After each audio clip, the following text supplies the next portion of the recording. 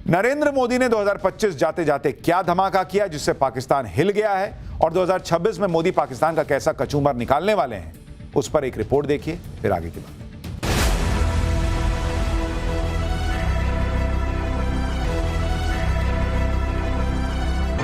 पाकिस्तान के खिलाफ जो काम 2025 में अधूरा रह गया, वो काम अब 2026 में मोदी करके मानेंगे। तैयारी तो इस लेवल की है कि अगर भारत ने फुल फ्लेज अटैक कर दिया तो फिर पाकिस्तान रहेगा भी नहीं, कि ये भी बड़ा सवाल है। क्योंकि आप देखिए कि 2025 जाते जाते भारत ने जबरदस्त धमाका कर दिया जिससे पाकिस्तान हिल गया। भारत ने Pinaka long range guided rocket का सफल टेस्ट कर दिया जो 120 किलोमीटर की रेंज में अचूक निशाना साध सकता है। इससे पहले भारत ने K4 बैलिस्टिक मिसाइल का टेस्ट किया था जो पनडुब्बी से 3500 किलोमीटर की रेंज तक मार कर सकती है। पिनाका K4 बैलिस्टिक मिसाइल के साथ ही भारत ने एडवांस आकाश NG का सफल टेस्ट करके पाकिस्तान में दहशत फैला दी।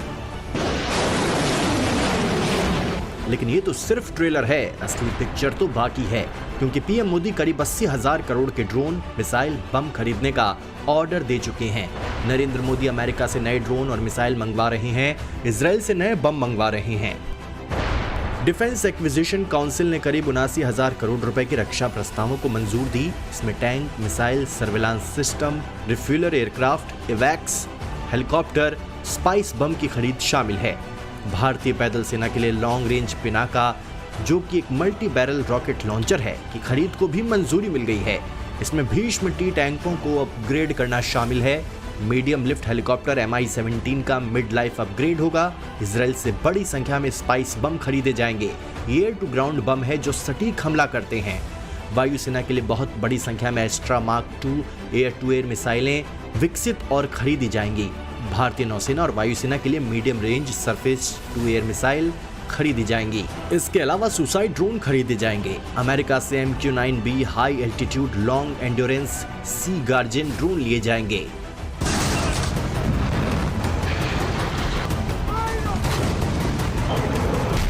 ये सब हथियार आ गए और पाकिस्तान से युद्ध हुआ तो फिर पाकिस्तान का क्या हाल होगा, ये सोच सोच कर ही पाकिस्तान की नींद उड़ी है। क्योंकि पाकिस्तान के अंदर अभी तक ऑपरेशन सिंदूर का ही खौफ बना हुआ है। खुद पाकिस्तान के नेता कबूलने लगे हैं कि भारत ने कितना मारा है। जैसे पाकिस्तान के राष्ट्रपति आसिफ अली जरदारी ने माना कि जब भारत ने हमला किया था तो बंकरों में छिपने की नौबत आ गई थी। पाकिस्तान के विदेश मंत्री ने माना कि भारत ने 10 मई को नूर खान बेस पर सरप्राइज अटैक करके पाकिस्तान को चौंका दिया था। पाकिस्तान के विदेश मंत्री इशाक डार ने खुद माना कि कैसे भारत ने 36 घंटे में 80 ड्रोन भेज दिए थे। पाकिस्तान के राष्ट्रपति आसिफ अली जरदारी ने यह माना कि ऑपरेशन सिंदूर के दौरान भारत ने ऐसा फोड़ा कि उनके मिलिट्री सेक्रेटरी ने उन्हें बंकर में छिपने की सलाह दी। पाकिस्तान के डिप्टी पीएम और विदेश मंत्री इशाक डार ने भी खुद ये मान लिया कि भारत ने पाकिस्तान के इतना अंदर घुसकर मारा कि उनका नूर खान एयरबेस भी चपेट में आ गया और पाकिस्तान कुछ नहीं कर पाया। ऑपरेशन सिंदूर में पाकिस्तान कितना डरा हुआ था, इशाक डार ने सारी पोल पट्टी खोल दी। पाकिस्तान के विदेश मंत्री ने बताया कि 22 अप्रैल को पहलगाम हमले के बाद से पाकिस्तान की सरकार डरी हुई थी। इशाक डार ने माना कि भारत के हमले से पहले और बाद में उन्होंने दुनिया के अलग अलग नेताओं को 60 से ज्यादा कॉल की थी। ये लेवल था डर का। इशाक डार ने खुद माना पाकिस्तान पर सरप्राइज अटैक हो गया। इस अटैक के लिए पाकिस्तान तैयार नहीं था। पाकिस्तान के विदेश मंत्री ने बताया कि कैसे भारत ने पाकिस्तान को फोड़ने के लिए 36 घंटे में 80 ड्रोन भेज दिए थे। इसके साथ ही इशाक डार ने यह भी झूठ परोस दिया कि 80 में से 79 ड्रोन कुछ नहीं कर पाए और एक ड्रोन ने थोड़ा सा डैमेज किया। इशाक डार खुलकर ना बताएं, लेकिन ये थोड़ा सा डैमेज कितना बड़ा था इसकी सैटेलाइट इमेज दुनिया पहले भी देख चुकी है। पाकिस्तान कितने ही हाथ पैर मार ले, युद्ध को लेकर कोई भी झूठी कहानी सुना ले, राफेल गिराने के कितने ही फर्जी दावे कर ले, लेकिन अंदर ही अंदर उसे पता है कि पीएम मोदी ने पाकिस्तान को इतने अंदर तक घुसकर मारा है जैसा पहले कभी नहीं हुआ। और ऑपरेशन सिंदूर तो सिर्फ ट्रेलर था, अभी तो सेना पूरी पिक्चर की तैयारी में लगी है। भारतीय सेना लगातार अपनी तैयारियों के वीडियो शेयर कर रही है, दुश्मन को ये चेतावनी दे रही है कि भारत पूरी तरह तैयार है। नरेंद्र मोदी के नए भारत की धमक से पाकिस्तान की सांसें अटकी हैं कि 2026 में न जाने मोदी क्या करके मानेंगे। इस नए भारत की धमक उसकी सैन्य शक्ति, आर्थिक शक्ति नहीं, उसकी सनातन शक्ति से भी है। नरेंद्र मोदी ने कैसे 2025 में सनातन का डंका बजाया, सनातन के लिए नरेंद्र मोदी ने क्या क्या किया और 2026 में क्या करने वाले हैं, जेन जी के अंदर नरेंद्र मोदी ने कैसे सनातन का क्रेज बढ़ दिया, उधर सनातन विरोधियों में बाबा बागेश्वर ने कैसे आग लगाई हुई है। आप जरा इसका भी एक रिकैप देखिए 2025 में क्या क्या हुआ है। फिर आपको जेन जी के ऐसे सनातनी न्यू ईयर सेलिब्रेशन के बारे में बताऊंगा जो आपने कभी देखा सुना नहीं होगा। 2025 में प्रधानमंत्री नरेंद्र मोदी ने वो काम कर दिया जिसका सालों से केवल सपना ही देखा जाता था। पहले तो लोग यही नहीं सोच पाते थे कि कभी राम मंदिर भी बनेगा, लेकिन अब भव्य राम मंदिर दुनिया देख रही है। उसके बाद कोई सोच नहीं सकता था कि ऐसे भव्य और दिव्य राम मंदिर में धर्म की ऐसी पताका लहराएगी जो पताका लहराई गई। लेकिन नरेंद्र मोदी ने ये ऐतिहासिक काम भी कर दिया। नरेंद्र मोदी ने एक एक हिंदू को गर्व से भर दिया है। मंदिर के शिखर पर धर्म ध्वजा का स्थापित होना वो क्षण है जिसका इंतजार करोड़ों राम भक्त सदियों से कर रहे थे, क्योंकि ये धर्म ध्वजा केवल एक ध्वजा नहीं, ये भारतीय सभ्यता के पुनर्जागरण का ध्वज है।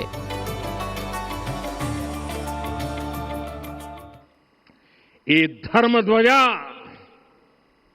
केवल एक ध्वजा नहीं, ये भारतीय सभ्यता के पुनर्जागरण का ध्वज है।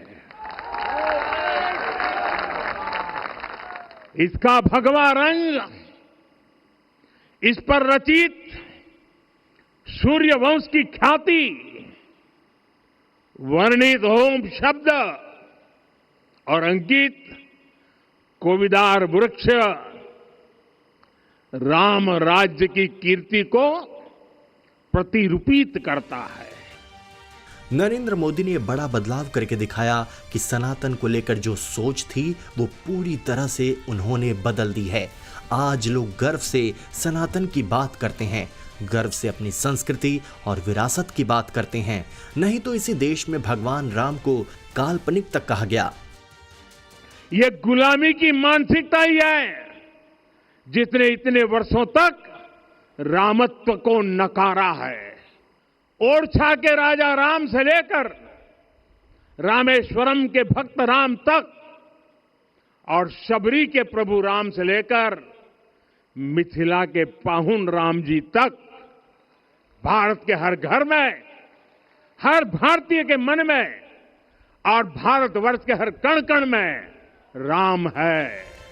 अयोध्या से लेकर पूरे देश में सनातन का ऐसा गौरव नरेंद्र मोदी लाए हैं कि लोग इसे 2025 में देखकर ही दंग रह गए। अयोध्या में राम मंदिर की धर्म ध्वजा फहराई तो गोवा में भगवान राम की सबसे ऊंची प्रतिमा लगवाई। सनातन का जो गौरव पीएम मोदी वापस लेकर आए हैं, उसी का असर है कि लोग न्यू ईयर की छुट्टियां मनाने सिर्फ पहाड़ों पर या गोवा में नहीं जा रहे, बल्कि देश के बड़े मंदिरों में जबरदस्त भीड़ न्यू ईयर के लिए दिख रही है। श्री बांके बिहारी मंदिर में दर्शन के लिए भक्तों को लंबा इंतजार करना पड़ रहा है। मंदिर के अंदर और बाहर पैर रखने की जगह तक नहीं बची है, लेकिन श्रद्धालुओं के उत्साह में किसी तरह की कमी नहीं दिख रही है। भक्तों की ऐसी भीड़ पहुंच रही है कि मंदिर प्रशासन को लोगों से फिलहाल वृंदावन नहीं आने की अपील करनी पड़ रही है। इस अपील में कहा गया है कि नए साल के अवसर पर मंदिर और आसपास के इलाके में भीड़ का भारी दबाव होने का अनुमान है। असुविधा से बचने के लिए 29 दिसंबर से 5 जनवरी तक यदि संभव हो सके तो वृंदावन आने से बचें और बहुत जरूरी होने पर ही यात्रा का कार्यक्रम बनाएं। सनातन के इस क्रेज के बीच सबसे बड़ी बात यह है कि हिंदू एक हो रहा है। हिंदुओं को एक करने के मिशन में नरेंद्र मोदी के साथ बाबा बागेश्वर भी जुटे हुए हैं। ये साल बाबा बागेश्वर की पद यात्राओं के लिए याद किया जाएगा जो उन्होंने हिंदुओं को जोड़ने के लिए की है। हिंदुओं को एक करने का बाबा बागेश्वर का संकल्प पूरा होता दिख रहा है। दिल्ली से वृंदावन तक की पदयात्रा में बागेश्वर बाबा के साथ हजारों लोग चले। हर क्षेत्र के दिग्गज चले, फिल्मी सितारे चले, क्रिकेटर्स भी चले।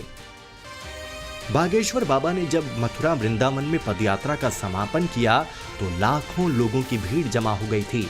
पदयात्रा के दौरान बागेश्वर बाबा की सेहत खराब हुई, बुखार आया, पैरों में छाले पड़े, यहाँ तक कि दिल्ली में धमाका भी हुआ, लेकिन बागेश्वर बाबा नहीं रुके। बागेश्वर बाबा की दूसरी पदयात्रा थी और इस यात्रा के समापन पर कैसे बागेश्वर बाबा की तीसरी यात्रा की तैयारी भी शुरू हो गई है। बागेश्वर बाबा की तीसरी यात्रा कश्मीर तक जाएगी। दिल्ली से कश्मीर तक पद यात्रा हो सकती है। कई साधु संत कथा करते हुए पद यात्रा में आएंगे। पहलगाम में बागेश्वर बाबा हनुमत कथा कर सकते हैं। बागेश्वर बाबा की पदयात्रा की चर्चा पूरे देश में हो रही है। इस पदयात्रा के जरिए बागेश्वर बाबा अब सनातन के सबसे बड़े चेहरों में से एक बन गए हैं।